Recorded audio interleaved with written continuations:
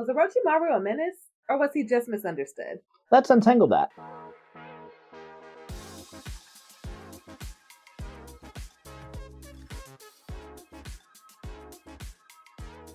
Welcome to Tangled Fandom, the podcast where we weave together the magic of Disney with all of your favorite fandoms. I'm Erica, your resident Disney expert. And I'm Reggie, your guide to the multiverse. Today we're shining a spotlight on characters who don't always get the love and understanding from the people that they know. I'm thinking characters like Snape in the Harry Potter books. I'm thinking of characters like Scar. If you watch Mufasa, you know.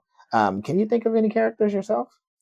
Ooh, I think that there's so many that we could talk about. Like we could talk about Maleficent. We could talk about, you already mentioned Scar, Meg from Hercules. Yeah, a little bit. that's one for sure. There's several. What about you? What do you think? I'm thinking of Gara. I know you love Gara, so I'm not going to take away your shine. Gara, I'm thinking of Orochimaru a little bit. I can also think of Kylo Ren from Star Wars. So let's get into that. So since you are a Disney expert, can you think of some? You mentioned Maleficent already, but can you think of like other characters that would be considered misunderstood in their worlds? Yeah, I mean, obviously, Maleficent. We learned a lot more about Maleficent from her movies, like her more recent movies. You know, one of the things that I love the most about Disney is their ability to dig deep into their catalog and extend the storytelling. You know, Sleeping Beauty came out, years and years and years ago, but Maleficent recently had a movie that came out within the last decade where they kind of spotlighted her backstory and we got to learn a little bit more about her. The same thing with Cruella, that was excellent. Yeah, it was a way better movie than I thought it was going to be. Emma Stone killed that. Yeah, but it's not always just like the villains that are misunderstood. You know, people like Cruella or Maleficent. But I can think of characters like Quasimodo from Hunchback of Notre Dame. For sure. Like, I think that he's misunderstood because he was different, like he looked different. His upbringing was a little bit different. And people just didn't understand him. They didn't understand him. They didn't really appreciate him, even though he had a heart of gold and he was so kind and courageous. But yeah, those are a couple. What do you think? Okay. I can think of like Lotso. Lotso definitely. Ooh, Lotso was a good one. So Toy Story 3, I cried several times during that movie. I cried like a baby. I don't know. I cried. But Lotso, I really did not like him. I did not like Lotso as a character, but as the story went on, you kind of learned why Lotso became the way that he did. Yeah. It was really exploring themes of like abandonment and like feeling left behind. And I think as humans, we can all relate to that a little bit. Some of us have experienced some of those feelings more than others. Yeah. But when you have tough things that happen in life, it sometimes can turn your heart cold. Yeah. It can turn a person into someone that they didn't ever think that they could be. But some of the great things about Disney is even though you have those characters who might have had some challenges and they might be understood, some of them are redeemed. Some of them can overcome those challenges, but other ones, you might get strapped into the front of a dump truck and be gone to the dump. So what do you think? I can think of another Disney movie, Meet the Robinsons. I think that's a really good one as well. Okay. The bowler hat man. Okay. Just his backstory. Like he starts out the movie where it's like, oh, this guy is really trying to get after the main character. But when you learn who he is, again, I'm not a big spoiling it for people who haven't seen it. But when you figure out who he is, you're like, oh, he really was a misunderstood character. Yeah. So I know I'm dipping in a little bit in your Disney bubble, but Disney has had some classics. Well, listen, I'm here to appreciate, but also I want to talk about other fandoms too. I mean, I was about to say I like your other fandoms too, like Ravenclaw represent. I can think about from the Harry Potter world. You can think about Luna Lovegood from Harry Potter. Ravenclaw, my house. She was misunderstood. It's my house too. But I love her. I love the Lovegoods, but she's misunderstood. But what do you think? So I think Luna was one of those characters. Like she was like the typical weird kid, like the alternative kid who people didn't really seek to understand. And then when the people that did do it, they're like, oh no, like she's amazing, like she's great. They loved her. But I also think about Snape. Like Snape was one of those characters that at the beginning of the Harry Potter series, you're like, oh, he's nasty, he's awful, he's evil. But then by the end, you understand what his motivations were behind that, and even how deeply he cared for the people that he cared about that led him to become Severus Snape.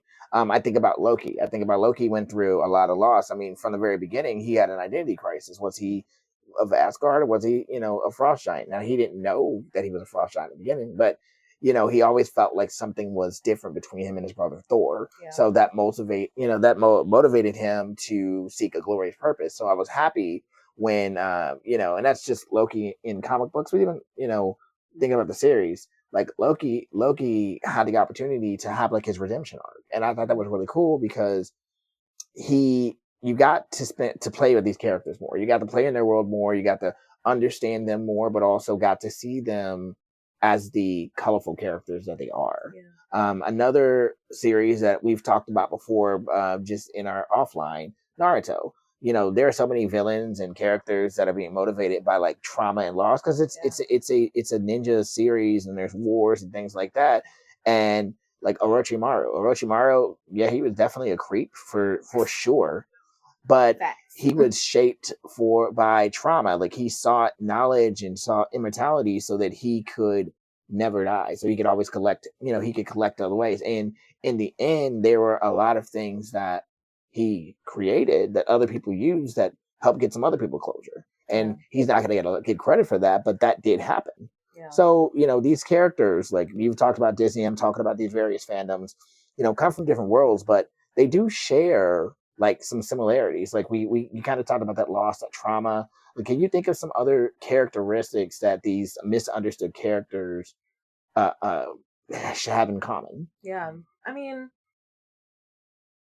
there's so many things. There's so many different directions that this conversation could go. But, you think about how, like when I think about Quasimodo, right? He grew up by himself, isolated, So again, going through that backstory, that trauma, like how people grew up, like that plays a part. Like you have to think about all those things that happen, and how people become who they are. So tragic backstory, for sure. There's got to be some sort of tragic backstory. Something, they got tripped in first grade and that made them make someone rue the day. Yeah. Okay. But you have characters who take that in stride and become better, like Naruto, who was an orphan.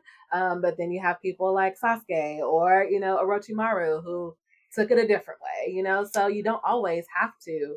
It's just interesting to see how different characters, just like people, how they deal with their background and where they came from, I think you mentioned Naruto. I think a movie that was Road to Ninja. I think it was the one where Naruto got to grow up with his parents, and then like Sasuke, he still experienced his own like journey of still becoming the Sasuke from the main timeline. Mm-hmm. And it's interesting to see. It's kind of like it's the butterfly effect, like how those simple changes, those little things can happen and send ripples in people's lives. Yeah. So I think that's like what you're speaking to, is that like those small decisions, just like in real life, those small decisions can have big outcome, a big outcome later. Yeah. Well, that's how you can become redeemed, which I think is another element of this, how the characters who are misunderstood, who might be seen as a bad guy, more villainous, who might be seen as a bad guy, how they redeem themselves. They have redeeming qualities. They have redeeming qualities about them. You know, you mentioned Gaara a little bit earlier.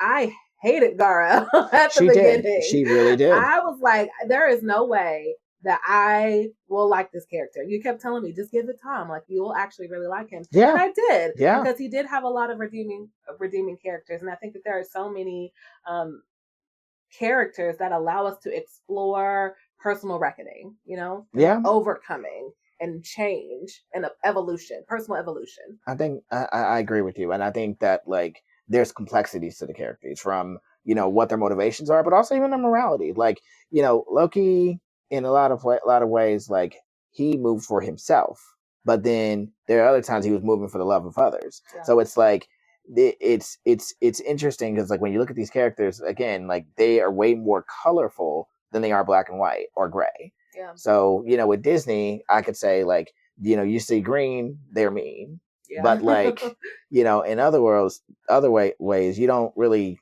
other worlds, like other franchises, you don't really get that clear cut who's X, Y, and Z. Like Elphaba. Like Alphabet, exactly. Like Yeah. Wicked, I think Wicked, like the timing of this episode is perfect because we just recently watched Wicked, and we had seen the play within the last year or so, and we were excited to see the movie. But like, it's interesting because she wasn't always wicked. You know, that author, I can't remember his name. It'll come back to me, and I'll probably mention in a later episode. But when he took the opportunity to say, "Well, what happens? What happens if the Wicked Witch of the West really wasn't wicked? You know, wasn't really wicked?" And told that story, and that which eventually became the Broadway musical and became this movie. Like the author gave Elphaba, the Wicked Witch, an opportunity to tell her own story. Right. And I think that these characters, like even in the world, if people would take the time to listen to them or take the time to understand their motivations, they wouldn't be so cruel, or would or show a bit more grace to understand like why. Like we go back to Maleficent, like she was a caring person at one point in time, and then they tore off her wings. So like these characters aren't who they are for no reason. They aren't just intrinsically born evil. You know, they have motivations. They have things that have been nurtured within them, or have been nurtured within them because of the experiences that they've had. Yeah, I think that all of that's valid. I definitely think that these stories allow us to really explore humanity. Yeah. You think about Meg, like I said, from Hercules. Like she was in a bad situation. Love kind of burned her, and then she was who she was, and she didn't want to be in the situation that she was in, but life kind of dealt her a hand. And you think about people. A lot of people, yeah. People just get dealt a hand, and again, it's some of it is by choice, like how you choose to respond, but some of it is circumstance. So how do we extend grace to one another? How do we practice a little bit more inclusion, and how do we invite people in that might be on the fringes, on the margins, so that we can understand each other better and really appreciate all of the wonderful things about them, even if they are a little bit offbeat. I think I like the way you're thinking. I think what it will take is for us to continue to look behind the curtain. Yeah. Give people an opportunity to tell their more stories. Ask these creatives to tell more stories about these characters we know and love. Obviously, create new characters too. But there are a lot of characters that, like, if they were given more screen time, or that deleted scene didn't end up on the cutting room floor. Like I'm thinking about the scene a deleted scene from Harry Potter where Harry's talking to Petunia, and and they're talking about, like, he's like, well, she's sitting there lamenting the fact that she has to leave her home that she's been in for decades, right. And Harry is like, well, I don't want something to happen to you, and he's just like, you don't understand how powerful and crazy these people are, and she's just like, you weren't the only person who lost a sister that day. Yeah. I mean, a mom that day. Yeah. Or I lost Dudley, a sister. Yeah. Or Dudley giving that handshake to be like, I'm really never going to see you again, cuz. Like, really? Exactly. Exactly. And like, so, and like you, and then you see things like that, and you're like, no, like you could, like, if you read the books, there's way more depth that happens. But like with these movies and these TV shows, they only have so much time to like tell these stories. But like, there's just space for more. Yeah. And I can appreciate that. I think that, again, like, it lets us explore humanity in a deeper, more meaningful way, and allows us to have these sort of conversations where, like, it's entertainment, but it's actually commentary on society, commentary on humanity, commentary on human relationships. Yeah. And that's what I can appreciate. When people talk about, oh, Disney, it's kiddie, like it's for kids, like, at face value it might be, but when you look deeper into it, there's definitely more things that you can talk about. And I think that Disney has done a great job of that here recently, of having more depth within their storytelling. I agree. Yeah. I really do agree. But let's bring it up some. I know we're getting real deep, but let's play a little bit of a game. What game should we play today? Okay, so I think for today's game, we should decide if a character is really truly just misunderstood, or are they just truly a menace? Like, you talk about peeling the curtain back, like, is there something there, or are they just trash? Are they just trash? Misunderstood or menace. I love it. That's the thing. I'll start off. So, I mean, you already kind of talked about him. Scar. Menace or just misunderstood? I haven't seen Mufasa yet. Not now. No, I just have heard about different plot points. In the OG Lion King, for sure was a menace. By the end of Mufasa, from the spoilers I've read, was definitely misunderstood. Okay. All right. Give me one.